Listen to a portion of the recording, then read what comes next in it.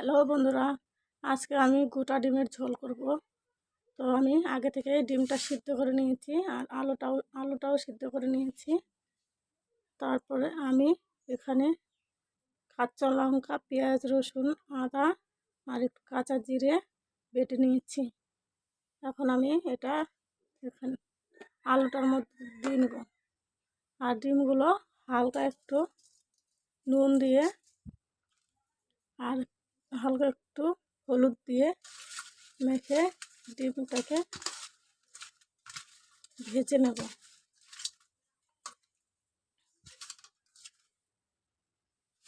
তাহলে ডিমটা হলুদ নুন দিয়ে মাখা হয়ে গেছে। তো এখন আমি এখানে দিয়ে দিচ্ছি নুন,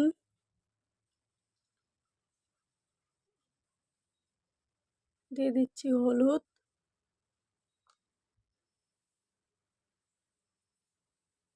দিয়ে দিচ্ছি পেঁয়াজ, রসুন, আদা বাটা, দিয়ে দিচ্ছি জিরা বাটা আর দিয়ে দিচ্ছি লঙ্কা বাটা। এটাকে মেখে নিচ্ছি। তো আজকে আমার ভিডিওটা তোমাদের কেমন লাগে অবশ্যই কমেন্ট করে জানাবে। আর ভিডিওটা ভালো লাগলে লাইক, কমেন্ট, শেয়ার করে দেবে।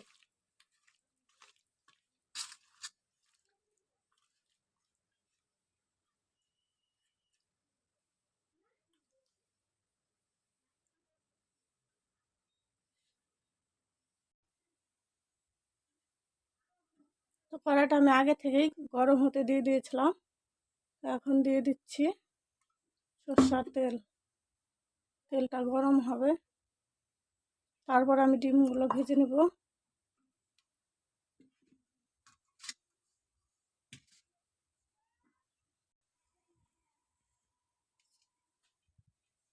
তো তেলটা গরম হয়ে গেছে, আমি এখন ডিমগুলো দিয়ে দিচ্ছি।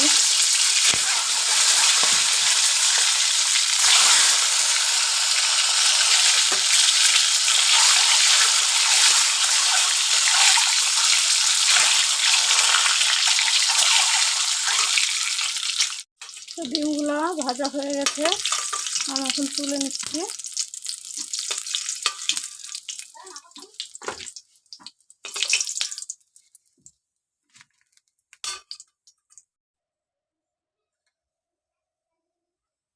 ডিমটা তুলে নেওয়া হয়ে গেছে। এখন আমি দিয়ে দিচ্ছি জিরা,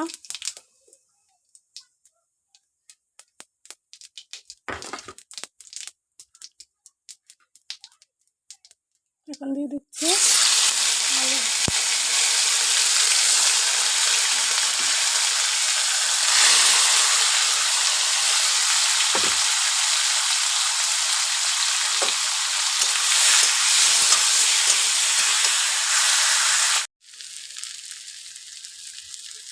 দিয়ে দিচ্ছি লঙ্কার গুঁড়ো।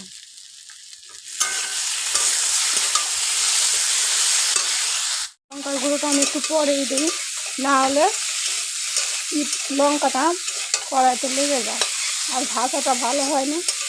তার জন্য আমি লঙ্কার গুঁড়োটা পরেই দিয়ে দিই। যে কোনো রান্নাতে আমি লঙ্কার গুঁড়ো কিছুক্ষণ পরে দিই।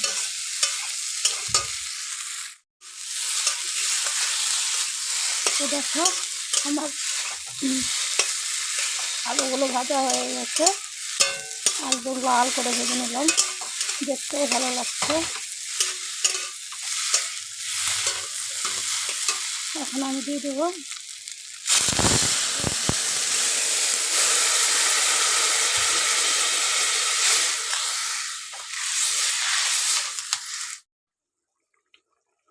দিয়ে দিচ্ছি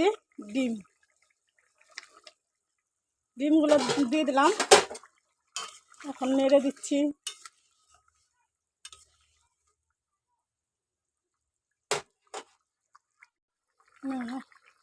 তো ডিমটা দিয়ে আমি হালকা একটু ফুটিয়ে নিয়েছি। দেখো ডিমের ঝোলটা ফুটছে।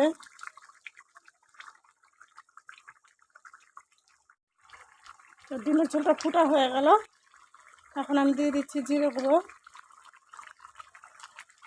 একটু নেড়ে নিই। এখন দিয়ে দিচ্ছি গরম মশলা। তো গরম মশলা না দিলে কিন্তু সেরকম টেস্ট হয় না। গরম মশলার একটা সেন্ট হয় আর টেস্টও হয়। জিরা জিরা গুঁড়া ছাড়া তো রান্নাই হয় না। জিরা গুঁড়া কি অনেকে আছে জিরাটাকে বেটে নেয় শিলনোড়াতে, আমি মিক্সচারে গুঁড়ো করে নিয়েছি তাই দিয়ে দিলাম। আমি মিক্সচারে গুঁড়ো করেই খাই, বেশিরভাগই আমি মিক্সচারে করি। ডিমের ঝোলটা হয়ে গেছে, তোমাদের কেমন লাগলো অবশ্যই জানাবে।